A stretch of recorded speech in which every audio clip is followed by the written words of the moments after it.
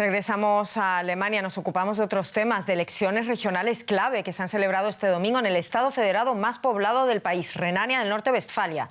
Los conservadores de la Unión Cristiano-Demócrata se confirmaron como primera fuerza en la región con casi un 36% de votos, según los escrutinios.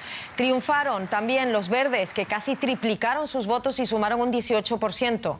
Por el contrario, el Partido Socialdemócrata del SPD cayó hasta un 26% y obtuvo el peor resultado de su historia en ese estado. Pérdidas también para los liberales del FDP, que rozan el mínimo del 5%, y la ultraderecha de Alternativa para Alemania, que no llega al 6%. Así las cosas, es probable que conservadores y ecologistas negocien la formación del nuevo gobierno.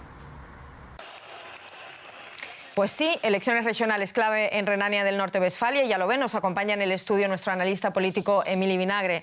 Emili, lo acabo de comentar, el SPD se ha llevado un varapalo tremendo, ha sido el peor resultado en Renania del Norte-Westfalia. ¿Hay una explicación posible para esta debacle? Bueno, de entrada explicar que no es un retroceso que venga de ayer, es un retroceso que viene experimentándose ya en esa región en concreto, ese Estado federado.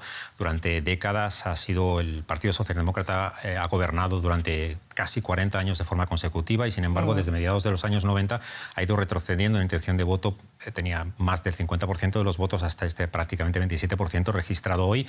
Eso es una parte de la explicación. Otra parte de la explicación podría ser factores externos a la región. De hecho, ha sido una de las elecciones donde los temas regionales, locales han tenido menos peso. La guerra en Ucrania, las consecuencias de la guerra en Ucrania para Alemania, el tema de la inflación, la más alta en 5 décadas, también el tema de la seguridad energética, del suministro energético en una región eminentemente industrial ha tenido también un valor importante, y, por supuesto, la valoración que han hecho los electores de la gestión del gobierno y, en primera persona, la gestión del socialdemócrata, el canciller Olaf Scholz, en niveles bajos de popularidad, y seguramente todo eso ha tenido un peso hoy en las elecciones. Y es lo que te quiero preguntar ahora, ¿qué consecuencias tienen resultados regionales en este Land, que es el más poblado, el más grande de Alemania, para la coalición de gobierno?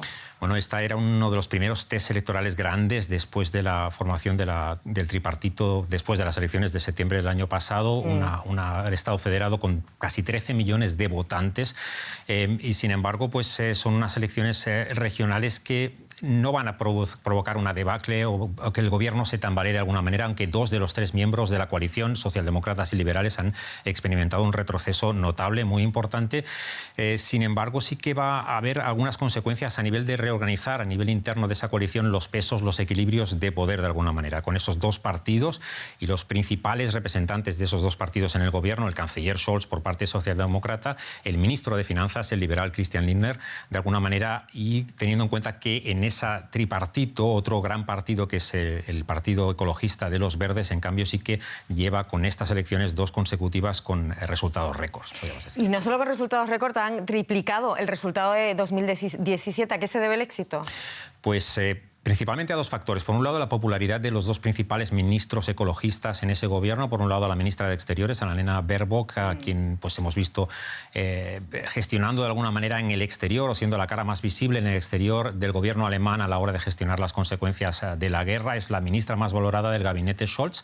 Y otro de los grandes ministros más valorados, en segunda posición, es el ministro de Economía, Robert Habeck, también ecologista. Eso, por un lado, la popularidad de esos ministros en el gabinete Scholz. Y, por otro lado, también quizás que la guerra en Ucrania ha puesto sobre la mesa algunos de los temas clásicos de la agenda ecologista, el tema de la seguridad energética, el tema de la necesidad de acelerar la transición hacia fuentes de energía renovables, y eso seguramente ha tenido un peso también hoy. Bueno, han sido elecciones importantes en Renania del Norte-Westfalia, nos la ha comentado Emili Vinagre. Muchísimas gracias por acompañarnos hoy, Emili.